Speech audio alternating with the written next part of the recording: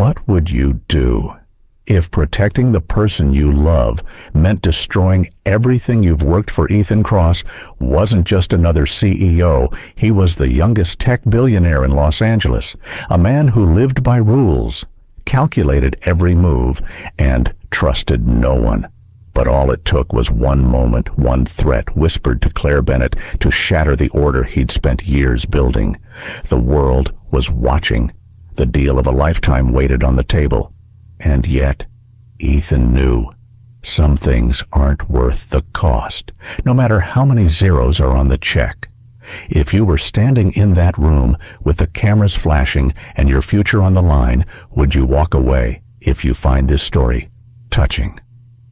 Comment 1. If you think this video needs improvement, comment 2. Now, let's begin at the very start, when a single job interview set everything in motion. The city of Los Angeles shimmered below like a galaxy spilled across the earth, each point of light a reminder of the millions of lives moving beneath the night sky. Ethan Kross stood alone in his office on the top floor of the sleek glass tower that bore his company's name. His reflection stared back at him from the floor-to-ceiling window, perfectly pressed suit, sharp features, the kind of image that belonged on the cover of Forbes. He had everything money could buy, but nothing money couldn't. In 30 short years, Ethan had built an empire in tech, conquering markets most men twice his age couldn't even enter. He had the kind of power people whispered about at dinner parties and envied in boardrooms. But success, he'd learned, came with a heavy price. Trust was a currency rarer than gold. After a series of betrayals by a co-founder, by someone he'd once called a friend, Ethan no longer let anyone close enough to hurt him. His life was ordered, airtight, and every relationship he allowed into it served a purpose.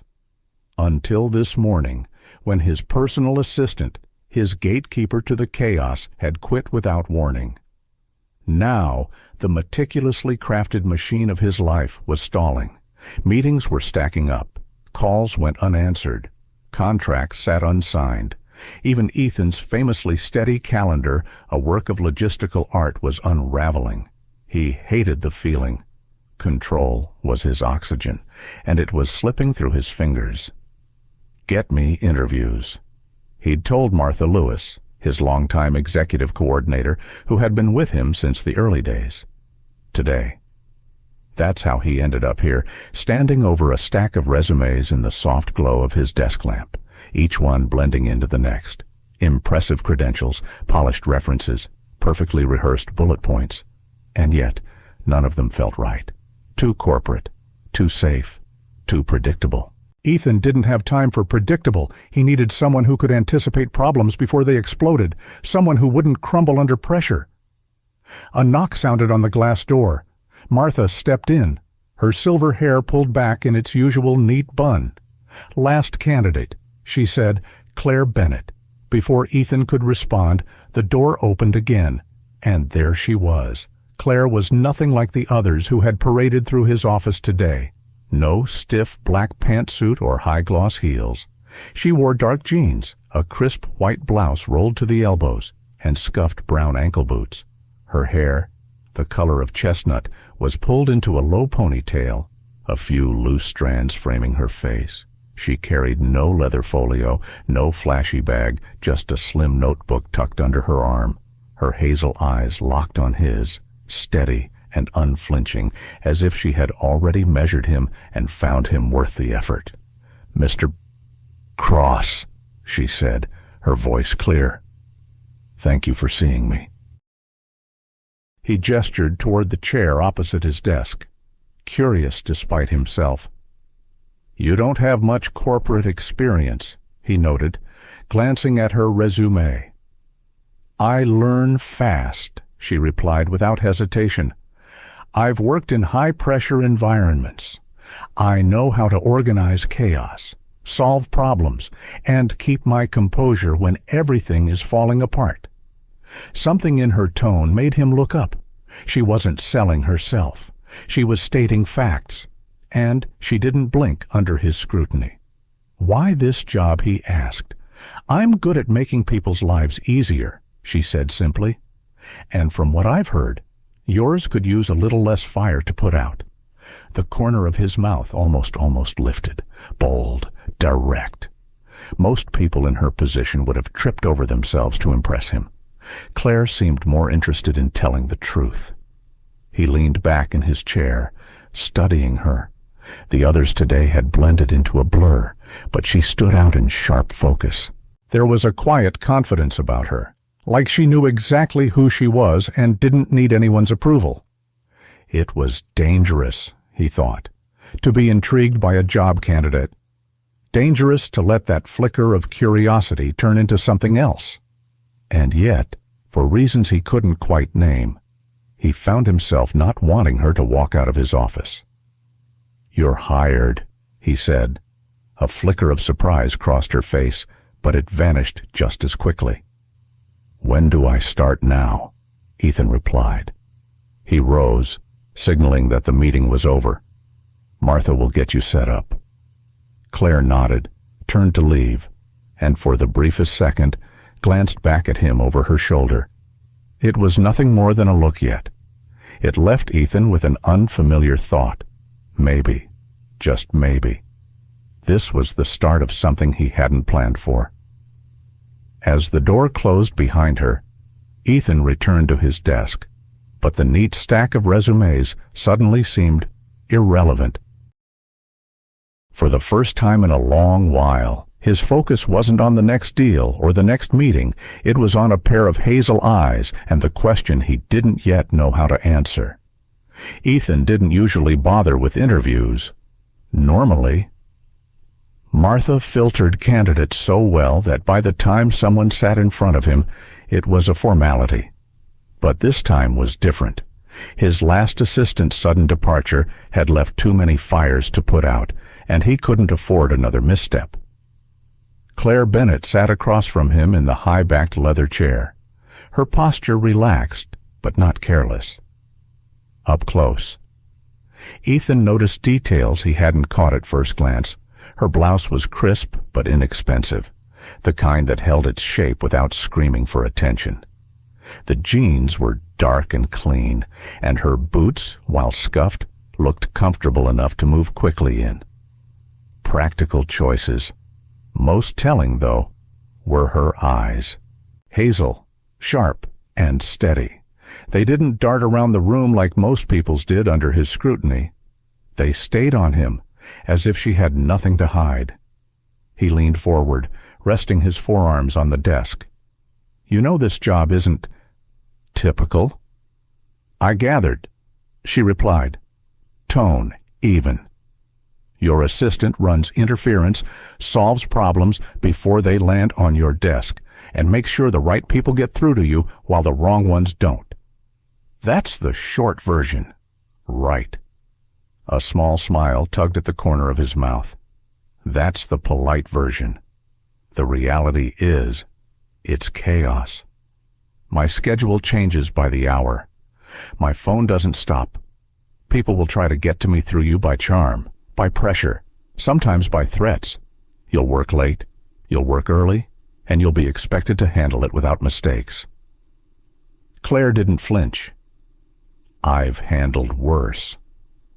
Something in her voice made him pause. It wasn't bravado, it was conviction. "Worse?" he asked. She tilted her head slightly, as if weighing how much to say. "Let's just say, I've been in situations where getting it wrong wasn't an option." The answer was vague, but it carried weight. It made him wonder where she'd been, what she'd done, and why a woman with that kind of steel was sitting in his office for a job most people saw as glorified scheduling. "What do you get out of this?" he asked. "It's long hours and high stress. The money's good, but that's not usually enough." "I like putting things in order," Claire said simply. "And I like working for people who value that." He studied her, trying to decide if that was the whole truth. Something about her made him think there was more an undercurrent he couldn't quite read. "Let's talk terms," Ethan said finally. He opened a drawer and pulled out a single-page agreement. 90 days. That's the probation period. You work directly with me and report only to me. If it works out, we extend. If not. He let the sentence hang. Claire glanced over the page, scanning quickly. You want me to sign this now? Yes, he said, unless you need time to think about it. She looked up at him again, a faint smile playing on her lips. I don't need time. She signed in one smooth motion and slid the paper back across the desk. It was too easy. And that unsettled him. Ethan Cross didn't trust easily. He certainly didn't hand over access to his schedule, contacts, and daily life to someone he'd known for less than an hour. But here he was, watching her name appear in neat, deliberate handwriting at the bottom of the page, and feeling oddly certain. He stood, extending his hand. Welcome to Cross Technologies, Ms. Bennett. She shook it firmly. You won't regret it. As Martha returned to escort Claire to her new workspace, Ethan lingered at the desk. His logical mind told him he should have vetted her more thoroughly, should have asked harder questions about her background, should have double-checked every detail. Yet, for reasons he couldn't explain, he believed her. Still, her earlier words echoed in his mind. I've handled worse. Worse than what? And why did it sound like more than just work experience? He didn't have answers yet, but something told him he would. Through the glass wall of his office, Ethan watched Claire walk away beside Martha, her stride steady and unhurried. He didn't know it yet, but this was the moment the gears of his carefully ordered life began to shift, one deliberate step at a time. Claire didn't waste time making an impression. By the end of her first week, Ethan's chaotic calendar, once a battlefield of overlapping meetings, last-minute calls, and forgotten deadlines, ran with the precision of a well-oiled machine. He noticed the change one Monday morning when he walked into his office and found his schedule neatly printed and waiting on his desk, color-coded by priority. Meetings that usually dragged on had been trimmed to their essentials. Calls that didn't need his attention had been redirected. The usual bottlenecks in his day had somehow vanished. When a minor PR crisis flared a negative article about a product glitch, Claire handled it before it reached his desk. She'd contacted the communications team, arranged for a statement, and scheduled an interview with a tech blog to set the record straight. By the time Ethan found out about it, the issue was already cooling off online. How did you know to do that? He asked over lunch in the conference room. Claire shrugged, sipping her iced tea. I read the room. And the comments. It was a simple answer, but it carried that same quiet confidence she'd shown in the interview. Late one night, Ethan was still in his office long after the building had gone quiet. The city lights stretched out below him, a blur through the glass. His desk was littered with documents, his laptop open to a spreadsheet he'd been reviewing for hours. The click of the door startled him. Claire stepped in, holding a tall paper cup. You've been here since before sunrise. Figured you could use this. He raised an eyebrow. I didn't ask for coffee. You didn't have to, she said, setting it down within reach. You've been rubbing your temples for the last 20 minutes. Caffeine helps. Ethan picked up the cup, curious. One sip, and he froze. This is exactly how I take it. She smiled faintly. Martha told me you're picky about your coffee, and that you use 2 teaspoons of sugar, not 3. He tried not to let the warmth in his chest show. Efficient and observant, he murmured. Another small change came when Claire adjusted his meal plan. She'd noticed he often skipped lunch or settled for whatever was quickest, so she started placing orders for balanced meals. Everything was portioned in ounces and cups, not grams or milliliters. American measurements he didn't have to think about. One afternoon, he opened the neatly packed containers she'd left on his desk. Grilled chicken, 8 ounces, brown rice, 1 cup, steamed broccoli, half a cup. You've been talking to my nutritionist. I've been talking to you, she corrected. You said you were feeling low energy around 3 o'clock. Thought I'd fix that. The most unexpected moment came on a cool Friday morning in late October. Los Angeles rarely dipped below 60 degrees, but the ocean breeze had turned sharp overnight. Ethan arrived at the office without a jacket. As he passed Claire's desk, she looked up from her computer. "You might want to grab something warmer if you're going out later," she said casually. "It's going to drop into the 50s tonight." He paused, surprised. "You checking the weather for me now?" "Someone should," she replied with a small grin.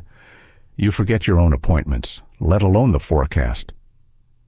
It wasn't the words themselves, it was the way she said them. Not as an employee speaking to a boss, but as someone who noticed, who cared enough to mention it. Ethan found himself paying more attention to her than he meant to. The way she focused when typing, brow furrowed in concentration. The way she greeted people by name, even those others overlooked. The way she seemed to glide through the day without letting anything stick to her, no matter how chaotic it became. Still, he kept his distance. At least, he tried. One evening, as he left his office, he passed Claire still at her desk. The floor was nearly empty, the hum of the building's HVAC the only sound. She didn't notice him at first, her head bent over a list she was organizing. "You should go home," he said. She glanced up, unfazed. "Not until I finish this. You've got a full week ahead, and I'd rather not have you walk into Monday unprepared." Ethan lingered in the doorway a moment longer than necessary, then nodded. "Don't stay too late." "I won't," she promised, though he suspected she would anyway. As he rode down in the elevator, he caught his reflection in the mirrored wall. Something was shifting, subtle but undeniable. Claire Bennett had been here less than 2 weeks, and already the edges of his carefully built walls were softening. Outside, the night air carried the faint salt of the Pacific. Ethan walked toward his car, wondering not for the first time why he'd hired her so quickly. And why, even now, he couldn't imagine the office without her. The conference room smelled faintly of polished wood and strong coffee, the kind that sat too long on a hot plate. Ethan sat at the head of the table, fingers steepled, while the representatives from Hamilton Supply reviewed their latest contract proposal. The deal was important, a multi-million-dollar partnership that would secure inventory for the next 2 years. Claire sat 2 seats to his right, her laptop open, fingers moving quickly as she took notes. She'd spent the last week preparing for this meeting, combing through the terms, highlighting areas that could be improved. Halfway through the presentation, Roger Hamilton himself leaned forward, his tie loosened, his tone casual, too casual. "You're quite the note-taker, Ms. Bennett," he said with a smirk. "I guess that's why Mr. Cross keeps you around." Ethan's gaze sharpened, but Claire kept her expression neutral. "I document so Mr. Cross can review later," she said evenly. Roger chuckled, leaning back in his chair. Sure. Pretty face, fast typing every CEO's dream. Right. The room went still. Claire's fingers froze over the keyboard. A flicker of something anger, embarrassment crossed her face before she masked it. Ethan's jaw tightened, but when he spoke, his voice was calm. "Mr. Hamilton," Ethan said, his tone measured. "Claire isn't here because she's good at typing. She's here because she's the most capable person I've met in years. She's the reason this meeting is happening at all. If that's unclear, then perhaps we need to reevaluate whether Hamilton Supply is the kind of partner we want." Roger blinked, caught off guard. "I didn't mean I'm sure you didn't," Ethan cut in, his voice still cool but edged with finality. "But this company values professionalism. Let's keep the discussion where it belongs, on the work." A beat of silence passed before Roger cleared his throat and returned to the numbers on the page. But the energy in the room had shifted. Claire kept typing, but her thoughts weren't on the contract anymore. She'd handled worse comments before. She knew how to deflect, how to keep moving without showing a crack. But the way Ethan had stepped in, not with anger, but with calm certainty, caught her off guard. Most executives ignored moments like that, pretended they hadn't heard. Ethan had made it clear that wasn't how he operated. The rest of the meeting moved briskly. Terms were discussed, agreements noted, and eventually everyone shook hands, though Roger's grip with Ethan was notably cooler. As they left the building, the autumn sun was beginning to dip, casting long shadows on the sidewalk. Ethan held the door for her without a word.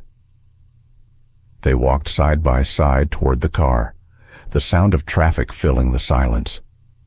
Claire glanced at him, the question forming before she could stop it. "You didn't have to say anything in there."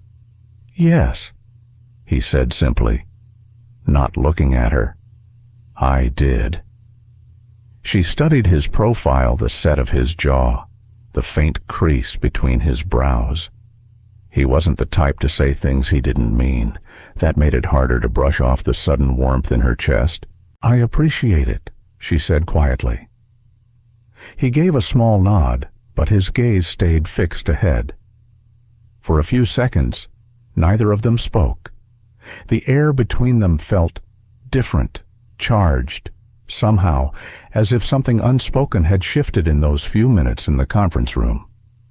When they reached the car, Ethan opened the passenger door for her. Claire hesitated, feeling the weight of the moment press in. She knew the lines in this kind of work, what could and couldn't be allowed, the boundaries that kept things from getting complicated.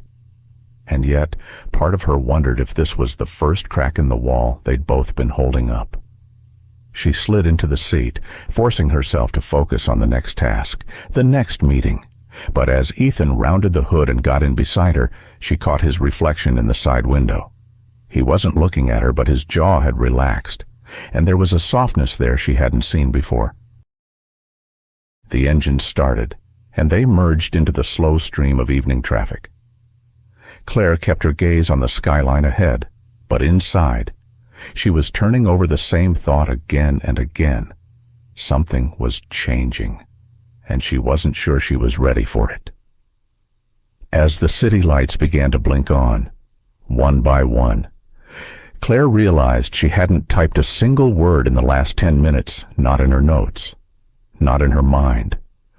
All she could think about was the way Ethan's voice had sounded when he'd said, "Yes, I did." The drive back from the supplier's dinner was quiet, the kind of quiet that wasn't awkward but heavy with unspoken thoughts. Claire sat in the passenger seat, her gaze fixed on the blur of streetlights passing by. The evening had gone smoothly enough, no sharp words, no tension like earlier in the week, but she could feel Ethan's mind working beside her, his attention split between the road and something else entirely. They were 3 blocks from the parking garage when the first drop hit the windshield, then another. Within seconds, the sky opened, releasing a downpour so sudden and fierce it blurred the world into streaks of silver. The wipers swiped furiously, but visibility was nearly gone. Ethan spotted a small corner store ahead, its faded awning flapping in the wind. Without thinking, he pulled over, killed the engine, and was out of the car in one motion. "Come on," he said, opening her door before she could react. Claire grabbed her bag and followed him into the rain, her boots splashing through shallow puddles. The cold hit instantly, soaking through the thin fabric of her blouse. Ethan's hand found her elbow, steadying her as they reached the narrow strip of shelter. Under the awning, the rain was a relentless curtain just inches away. The noise was deafening, water slapping pavement, gurgling through overworked drains, pelting the metal roof above them. The air was sharp with the scent of wet asphalt and something faintly sweet from the store behind them. Neither of them spoke. Ethan's breath came in slow, measured pulls, his shoulders rising and falling beside her. His hair, usually immaculate, was damp at the edges, a single drop clinging to his jaw before sliding down. He shoved his hands into his pockets, not trusting them to stay at his sides. He told himself he was only making sure she stayed dry. That the reason he'd pulled her under the awning so quickly was efficiency, not instinct. But the truth pressed harder than the rain he'd been watching her all night. Watching the way she carried herself through the crowded room, the way she navigated conversation with grace, even when people underestimated her. And when the storm had started, the thought of her walking through it alone had been unthinkable. Claire kept her eyes on the rain, though she could feel his gaze flicker toward her now and then. Her hair clung to her neck, a few strands curling at her temples. She crossed her arms, partly for warmth, partly to keep from fidgeting. It had been a long time since she'd stood this close to someone who made her feel unsettled. Not in a bad way, but in the dangerous way that made old memories stir. She'd promised herself never to blur lines again, not after the last time ended in a mess she'd had to clean up alone. But here he was, Ethan Cross, her boss standing inches away in the dim yellow glow of the store's sign, and the sound of rain seemed to fill the space between them with something neither of them dared name. A car roared past, sending a spray of water up over the curb. Claire instinctively stepped closer to avoid the splash, her shoulder brushing his arm. The contact was brief, but Ethan felt it like a spark. He glanced at her then, really looked at her. There was no makeup left to hide behind, no carefully curated appearance, just Claire, damp and flushed from the cold, her eyes darker in the shadows. She met his gaze for a fraction of a second before looking away, and he knew she'd felt it too. He wanted to say something, anything, but the words caught. What could he say that wouldn't cross the line they'd both been pretending wasn't there instead? He let the silence hold. Minutes passed, the storm showing no sign of easing. The awning dripped steadily at the edges, and somewhere in the distance, thunder rolled. Claire shifted her weight, her arms still crossed, and exhaled softly. She told herself the chill was why her heart was beating faster. When the headlights of their driver's car finally appeared through the rain, Ethan stepped forward, giving her space to pass first. She moved without hesitation, the moment breaking as quickly as it had formed. Back in the warmth of the car, she busied herself with adjusting her seatbelt, while he focused on the road ahead. But neither of them mentioned the awning, or the silence, or the way the air had felt thick enough to touch. By the time they reached her building, the rain had slowed to a drizzle. Claire thanked him quietly before heading inside, and Ethan waited until the door closed behind her before pulling away. But as he drove, the image stayed her beside him in the half-light, the rain falling all around, and the gnawing certainty that this was no longer just about work. The grand ballroom of the Fairmont Hotel in San Francisco glittered under chandeliers the size of small cars. Reporters lined the back wall, their lenses trained on the long table set up on the stage, where the signing ceremony for a billion-dollar partnership was minutes away. Ethan stood near the center, surrounded by executives and attorneys. His suit was impeccable, his expression composed, but inside, he was calculating every angle of the deal. This agreement would secure distribution in Asia for Cross Technology's newest software, a game-changer in both reach and revenue. Claire was off to the side, headset in place, managing the last-minute logistics. She'd coordinated the travel, the press invitations, even the seating chart. Everything was running on time, which in events like this was rare enough to be a miracle. That was when Richard Hale appeared, a venture capitalist with a smile that never reached his eyes. Hale was as notorious for his business acumen as for the way he treated people, especially women. Claire had avoided him all morning, but now he stepped directly into her path backstage, blocking the narrow corridor. "Ms. Bennett," he said, his voice low. "You've done a fine job putting this together." She nodded politely. "Thank you. Mr. Hale, if you'll excuse me." He shifted, making it clear she wasn't going anywhere just yet. "I know who you are. Before this gig, you were a journalist, weren't you? The one who stirred up trouble for half the state government." Her jaw tightened. "I reported facts." "Sure," Hale said with a smirk. "And when those facts embarrassed the wrong people, you got burned, lost your job, blacklisted. Shame, really. But here's the thing, you're in my world now. And in my world, favors matter. So, if you want to keep that nice desk outside Cross's office, you might think twice before meddling in affairs you don't understand." The words hit like cold steel. Memories flashed, shouting in a newsroom, her byline being pulled, the long walk out of the building with a box in her arms. She'd buried all that under layers of composure, but in an instant, it was there again. She opened her mouth to respond, but a voice cut in. "Is there a problem here?" Ethan's tone was quiet, but there was nothing casual about it. He was standing a few feet away, his eyes locked on Hale. "Not at all," Hale said. "All false charm. Just reminding Ms. Bennett how high the stakes are in a deal like this."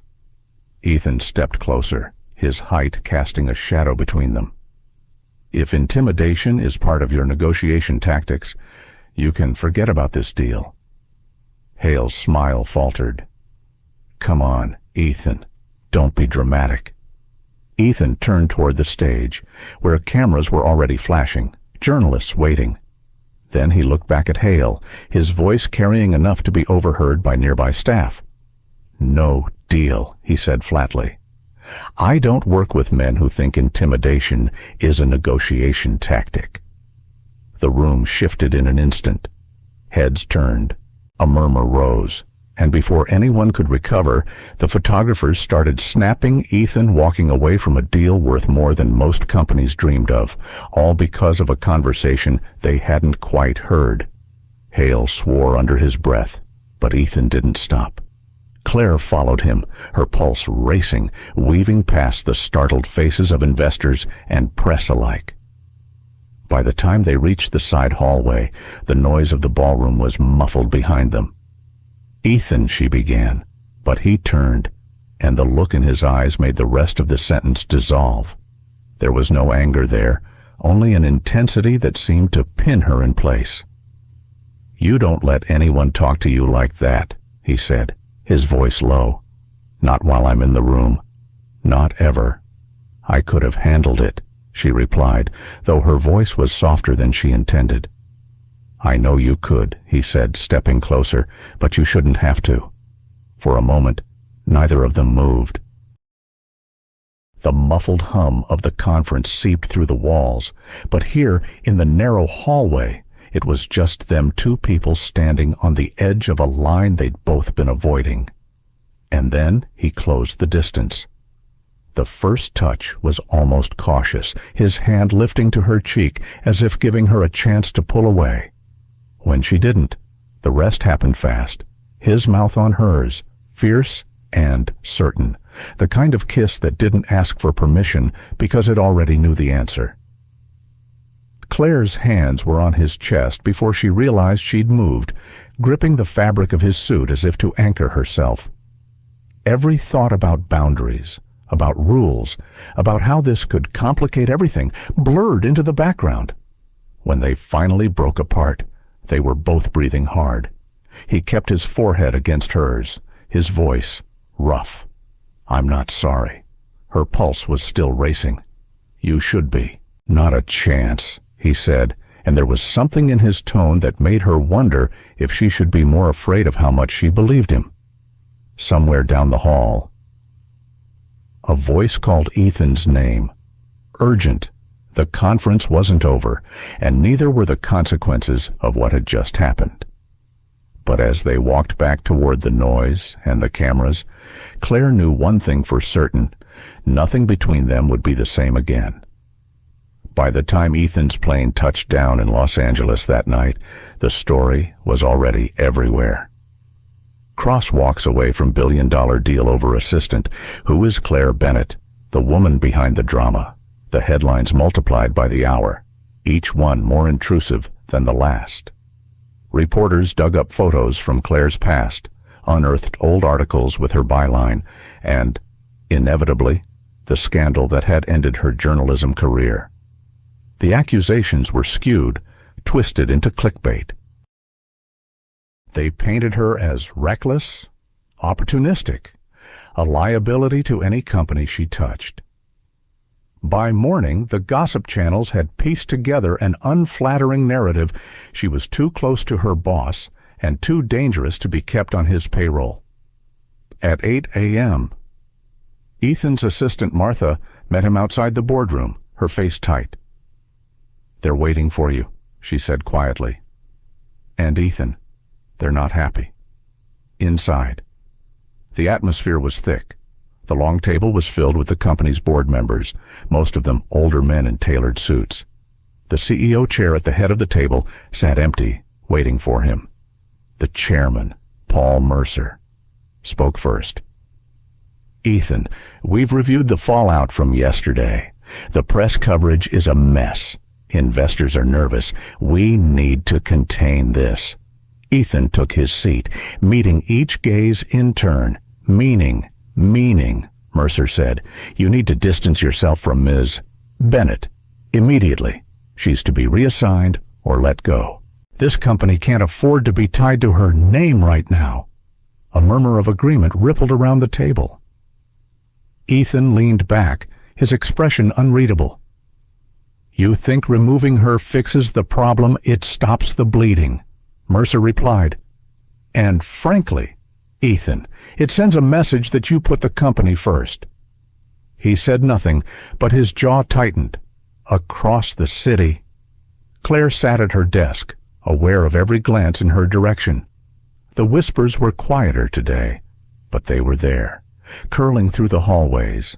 She'd read the articles, seen the comments. At noon, she sent a simple message to Martha. "Please tell Mr. Cross I won't be in tomorrow." Then she gathered her things. She didn't say goodbye to anyone, just walked out of the glass tower and into the cool gray drizzle outside. Ethan didn't find out until late that evening. He came out of a conference call to find her desk empty.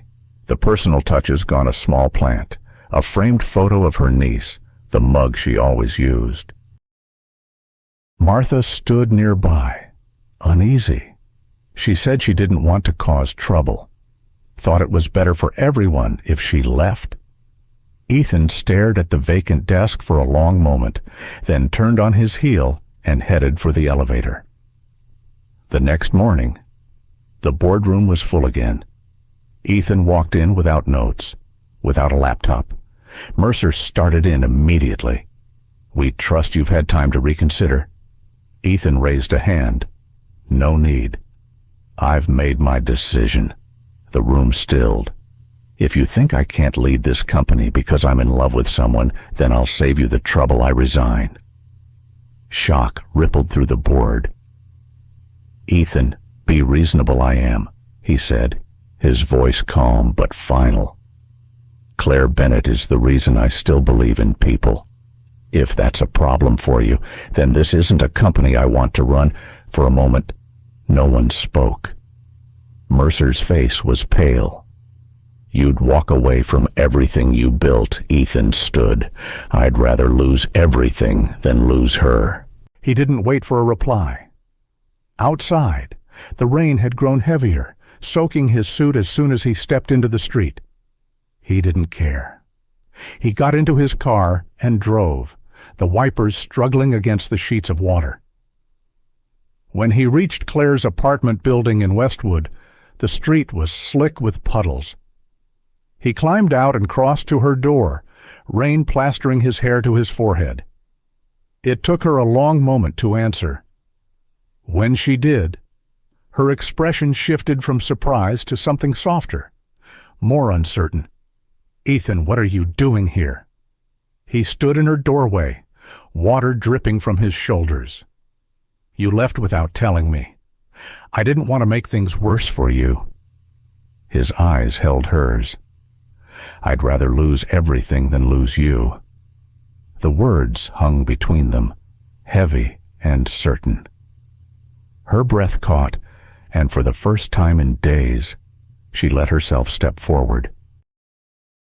She closed the distance and wrapped her arms around him, her cheek pressed against the damp fabric of his suit.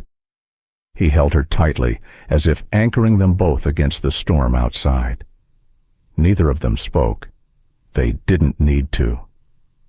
As the rain drummed against the windows, Ethan knew the decision was irreversible. He'd chosen her, and whatever came next, they would face it together. The weeks that followed were quieter, though not without challenge. Ethan's departure from Cross Technologies had sent ripples through the business world. Some investors called him reckless, others called him principled. Ethan didn't care about either label. What mattered was the woman sitting across from him now at a small cafe in Santa Monica, sketching ideas on a napkin. They were building something new? Not an empire this time, just a company that could breathe. No board members to appease. No pressure to double profits every quarter. They wanted to focus on meaningful projects, the kind that solved problems without selling out values. Claire tapped her pen against the napkin. "If we start with 3 clients, we can keep the team lean. More control. Less noise." Ethan smiled faintly. "You're already better at this than half the executives I've met." "That's not a high bar," she teased, and for the first time in days, her laugh was light and unguarded. Their days fell into a rhythm that felt human. Mornings often began at the local farmer's market. They'd wander between stalls, picking out bunches of fresh basil, cartons of strawberries, loaves of bread still warm from the oven. Ethan, who used to rush through every errand, found himself slowing down. He'd carry the bags while Claire debated the merits of heirloom tomatoes versus vine-ripened. Sometimes they'd stop for coffee at a sidewalk stand, sipping from paper cups while the ocean breeze tangled her hair. Afternoons were for work emails, calls, planning sessions at the kitchen table of Ethan's condo, which had slowly begun to look less like a showpiece and more like a home. In the evenings, they cooked together. Claire would chop vegetables while Ethan manned the stove, learning how not to over-saute garlic. They moved around each other easily, passing knives and spices without speaking, as if they'd been doing it for years. One night, as they sat down to dinner, a simple roast chicken with rosemary potatoes, Ethan leaned back in his chair. "You know, I've closed deals worth more than some country's GDP, but this..." He gestured between them, the meal, the candle flickering on the table. "This feels like winning." Claire smiled, a little shy. "That's because there's no one keeping score." Sundays became their time for the ocean. They'd drive down to Santa Monica, kick off their shoes, and walk barefoot along the shore. The Pacific stretched endlessly, waves rolling in with the steady rhythm of a heartbeat.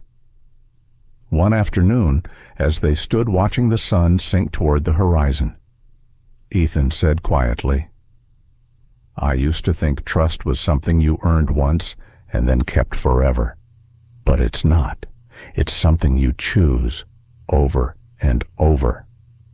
Claire looked at him, her expression soft. "And sometimes you have to unlearn the reasons you stopped choosing it." He reached for her hand, threading his fingers through hers. The warmth of her palm against his felt like an anchor, a reminder that the storms they'd weathered had not broken them. They still had disagreements about clients, about deadlines, about whether to take on a project that might stretch them too thin. But now, instead of shutting down or retreating into silence, they talked, really talked. One evening, after a particularly tense debate over a potential contract, Claire poured them each a glass of wine and said, "I'm not going to run at the first sign of trouble, Ethan, but I need you to tell me when you're afraid, not just when you're angry." He met her gaze. "And I need you to believe that you're not a liability to me. Claire, you're the reason I'm doing this differently." The air between them eased. They clinked glasses, not as a truce, but as an agreement to keep showing up for each other. By the end of that first month, the new company had its first signed contract. It wasn't glamorous, a local startup needing a marketing overhaul, but it was theirs.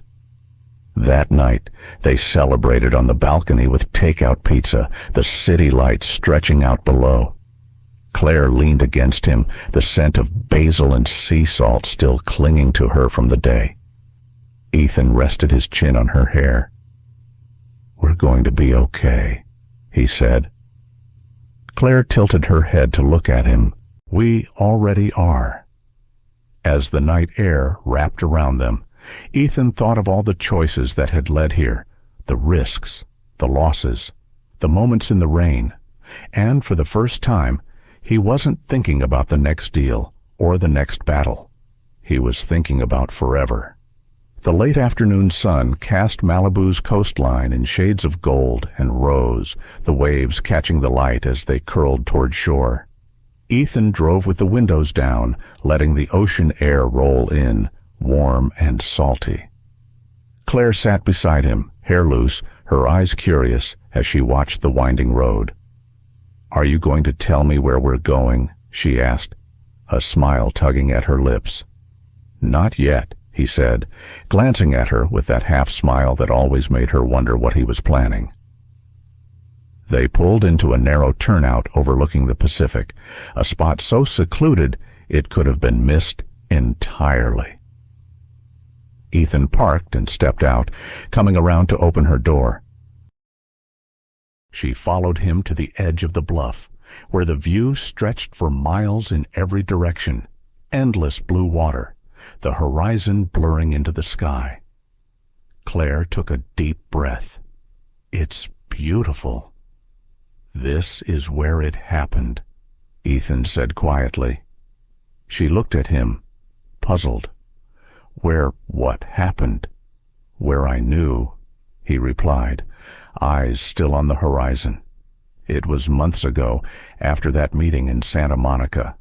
We drove up the coast to clear our heads. You were standing right here, wind in your hair, talking about how the sea always reminded you of home. I looked at you, and I thought, I can't imagine my life without her." Claire's lips parted, but no words came. The sound of the waves seemed to grow softer, as if the ocean itself was listening. She felt the sting of tears before she realized they'd formed, slipping warm down her cheeks. You never said that," she whispered, her voice trembling. Ethan's gaze didn't waver. "I didn't have to. I've been saying it in every way I could since that day." Her shoulders shook with a quiet laugh that was half a sob, the kind that comes when the heart can't decide if it's breaking or overflowing. She brushed at her cheeks, but the tears kept coming, carried by a tide she couldn't stop and didn't want to. Ethan stepped closer, his hand finding hers, and in one smooth motion, he slipped a small velvet box from his jacket pocket. "Claire, I've spent most of my life thinking I could control everything, that if I kept my guard up, nothing could hurt me.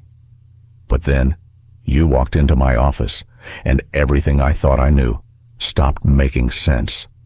You've been my partner in chaos, my anchor in the storms, and the reason I believe in trust again." He dropped to one knee, the sand crunching softly beneath him.